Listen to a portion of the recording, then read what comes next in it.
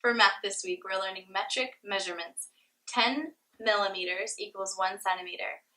100 centimeters equals 1 meter. And 1,000 meters equals 1 kilometer. And our song goes like this. 10 millimeters equals 1 centimeter. 100 centimeters equals 1 meter. 1,000 meters equals 1 kilometer.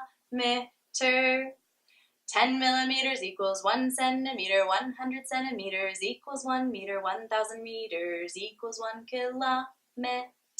For English this week, we are starting to learn our list of helping verbs. So last week we learned what a helping verb is, and now we're going to start forming that list. The first three are do, does, and did.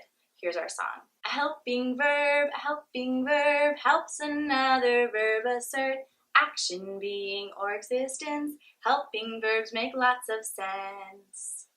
The helping verbs are do, does, did. For history this week, we are asked, tell me about Prince Henry of Portugal. And our song goes like this. During the 1400s, Prince Henry of Portugal, it's a sign for prince, we make a P and show our sash, founded the School of Navigation. His work advanced European exploration and trade, including the slave trade. For our timeline this week, we are learning about Japan's isolation. For Japan, we've done this before. You kind of draw the outline of the long, skinny island that is Japan, and then you do the sign for only for isolation. Jamestown, they went looking for gold in Jamestown, so we're going to do the sign for gold. For Jamestown, for Plymouth Colony, we're going to make P's with our fingers and outline the apron that the Pilgrim women wore. So Jamestown and Plymouth Colony founded. And then we move on to the Age of Enlightenment. There's a lot of thinkers in this time, so this is the sign for thinking.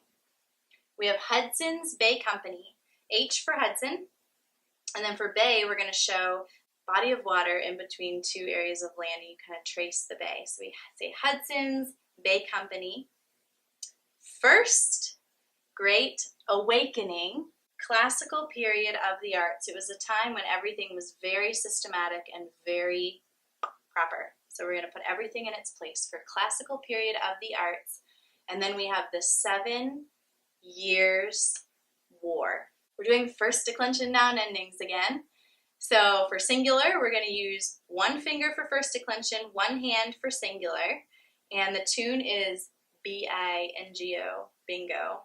And then when we do plural, we're going to use 2 hands for plural, but still one finger for first declension. Here's our song. I, ah, I,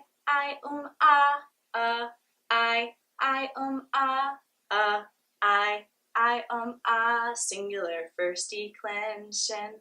I, east, as, east, like geese flying away. I, east, as, east. I, east, as, east, plural first declensions. For science this week, our song is really fun. We are learning what is each continent's highest mountain, and the song that we're using for this is She'll Be Coming Around the Mountain When She Comes. So here is a map that I'm going to point to as I'm singing. What is each continent's highest mountain? Everest in Asia, Aconcagua in South America, Denali in North America, Kilimanjaro in Africa.